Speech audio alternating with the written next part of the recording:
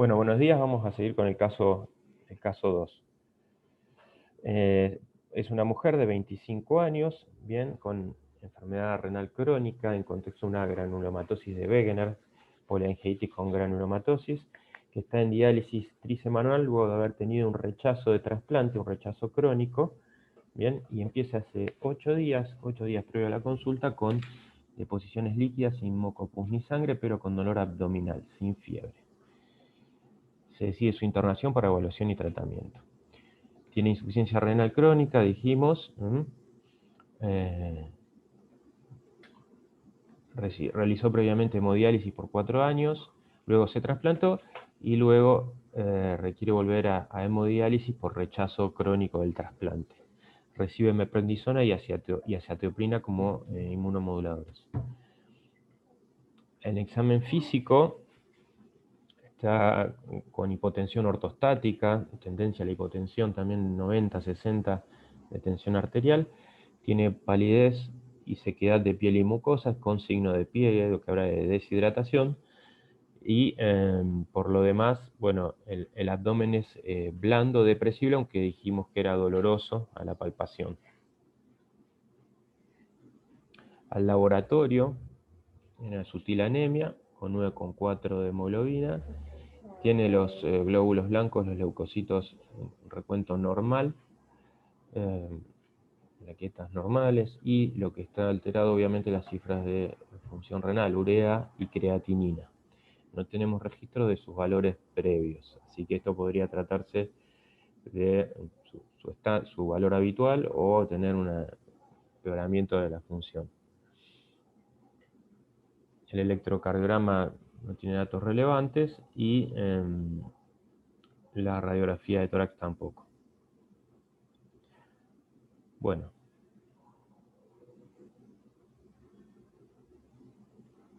¿Qué antecedentes son relevantes? Bueno, por supuesto que tiene una enfermedad de Wegener, que es una vasculitis sistémica que tradicionalmente afecta senos paranasales, pulmón, riñón. Es una de las causas del síndrome pulmón-riñón y se asocia con la presencia de anticuerpos contra el citoplasma de los neutrófilos, ANCA. En una buena parte de los casos, algunos pueden ser ANCA negativos.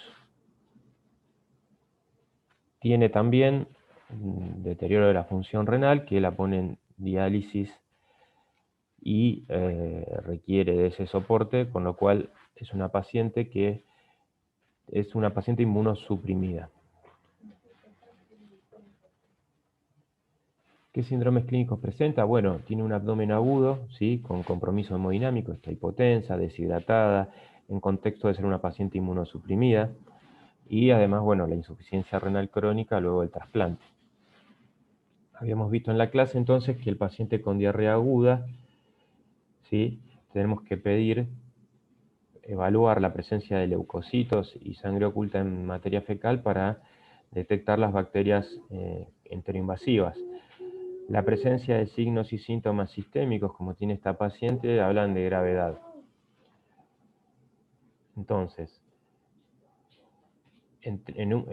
podemos pedir en esta paciente coprocultivo y parasitológicos, que en caso de ser negativos, alientan el estudio endoscópico, una rectosigmoidoscopía, para buscar pseudomembranas, ulceraciones y otras lesiones que puedan estar favoreciendo la diarrea. ¿Cuáles son los diagnósticos diferenciales? Diarrea en un paciente inmunocomprometido. Bueno, por supuesto cualquiera de los gérmenes comunes y también gérmenes oportunistas, citomegalovirus, Clostridium difficile. También la diarrea de causa inflamatoria. La paciente tiene una vasculitis sistémica que podría afectar también el tubo digestivo, ¿por qué no? Y también podría tener diarrea secundaria al uso de fármacos.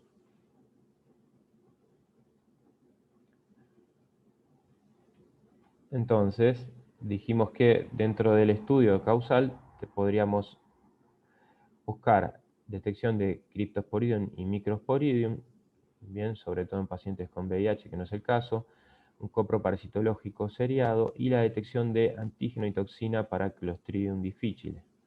También antigenemia o PCR para citomegalovirus en sangre y hemocultivos por la presencia de compromiso sistémico. ¿Qué otros estudios solicitaríamos? Bueno, entonces, el análisis microscópico, dijimos, de la materia fecal, coprocultivos, detección de Cryptosporidium y Microsporidium, coproparasitológico seriado de materia fecal, antígeno y toxina para clostridios, antigenemia para citomegalovirus y PCR para citomegalovirus más allá de los hemocultivos. ¿Cuándo indicaríamos una rectoscopía? Dijimos antes en la clase para conocer la extensión de la lesión, para hacer diagnóstico diferencial con enfermedad inflamatoria y colitis sistémica, aclarar la etiología de una diarrea sanguinolenta que no haya mejorado en los últimos 10 días y apreciar pseudomembranas típicas de la diarrea por Clostridium.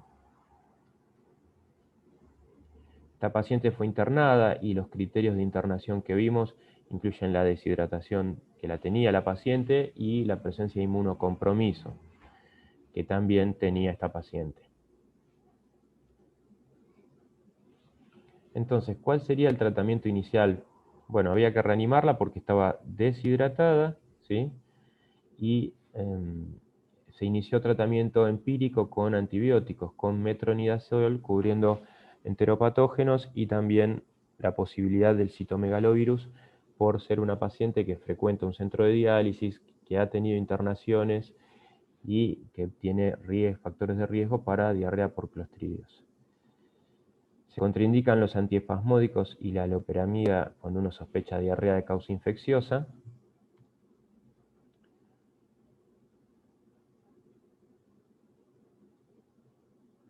Y podemos complementar el estudio con un estudio por imágenes para ver el grado de extensión de la colitis. En este caso tenía una pancolitis, se realizó una tomografía de abdomen donde se veía el engrosamiento de las paredes del intestino grueso, se veía líquido libre y rarefacción de la grasa que circunda al colon. En la evolución se realizó una endoscopía alta y baja con toma de biopsia de duodeno, recto y colon, sin hallazgos característicos en la endoscopía. Como datos positivos, la PCR para citomegalovirus en sangre fue positiva y el antígeno para Clostridium difficile en materia fecal fue positivo, así como también la toxina. Se inició tratamiento con valganciclovir y por falta de respuesta al metronidazol se rotó a vancomicina bioral con mejoría clínica. Esta es una imagen de otro caso donde se ve la presencia de colitis pseudomembranosa. No es el caso de la paciente, que tenía endoscopías macroscópicamente normales. Dentro de las causas de diarrea aguda en pacientes con trasplante renal, este es un artículo de la revista Medicina, que está disponible para consulta. Se encontró que era importante la presencia de rotavirus. Muchos de los casos no tuvieron diagnóstico etiológico, pero entre los que se pudo obtener diagnóstico etiológico, citomegalovirus, clostridium y rotavirus. Dentro de los diagnósticos etiológicos hay que prestar atención al Clostridium difficile. Es una enfermedad que debe sospecharse siempre en este tipo de pacientes. Es un oportunista que puede formar parte de la flora habitual y crece y provoca enfermedad cuando hay una alteración de la microbiota. El escenario clínico es muy variable, va desde la aportación asintomática hasta la colitis fulminante. Es recurrente en un tercio de los pacientes. Los factores de riesgo incluyen la edad avanzada, el uso de antibióticos previo, el uso de inhibidores de la bomba de protones, la hospitalización prolongada de más de 7 días, o haber estado internado los últimos 2 meses, o haber estado en contacto con pacientes con diarrea, con infección por clostridios. Los antibióticos que más riesgo generan son la clindamicina, las cefalosporinas y las quinolonas, sobre todo si el tratamiento fue mayor de 4 días. y en un tercio de los pacientes no se registra exposición a antibióticos, como dijimos en este caso, pero de estos el 75% o bien estuvieron hospitalizados o tuvieron contacto con pacientes con diarrea por clostridios, en cuyo caso hay que sospechar siempre la transmisión fecal-oral por la ingesta de esporas en la situación de circulación por hospitales o centros de diálisis. Para prevenir esta enfermedad, el uso racional de antibióticos en modo poblacional es la única o más efectiva maniobra que tenemos, y el diagnóstico a veces, además del tratamiento, puede ser difícil, porque debemos pedir más de una prueba para determinar la infección. Generalmente el dosaje de antígeno y toxina para Clostridium es el estándar.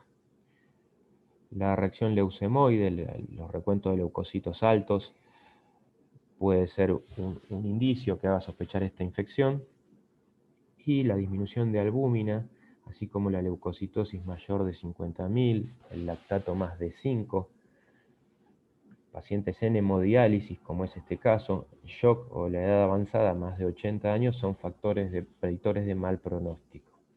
El tratamiento implica metronidazol bioral en los casos leves, hasta vancomicina bioral en los casos moderados, o vancomicina y metronidazol en los casos graves. El trasplante de microbiota es un tratamiento que ha probado ser efectivo en los pacientes refractarios con más de 3 recaídas. Y la colectomía puede ser un tratamiento que salve la vida al paciente en los casos fulminantes. Hay tratamientos en estudios, monoclonales, vacunas, que no son el estándar hoy por hoy. Y siempre debemos sospechar la coexistencia de citomegalovirus, incluso en pacientes inmunocompetentes, como es en el caso de este artículo. Nuestra paciente es inmunocomprometida, pero también en inmunocompetentes, la coinfección de citomegalovirus y Clostridium difficile. Siempre el Clostridium difficile, por lo general presenta pseudomembranas, pero el citomegalovirus también puede provocar colitis con pseudomembranas en la endoscopía. Por lo tanto, cuando tratemos a un paciente con colitis pseudomembranosa y que no tenga respuesta apropiada, cabe hacerse la pregunta si no hay una coinfección con citomegalovirus. Se postula que el citomegalo tiene un efecto inmunomodulador y favorece la aparición de Clostridium, pero bueno, hay que estudiar esa causa-efecto a futuro.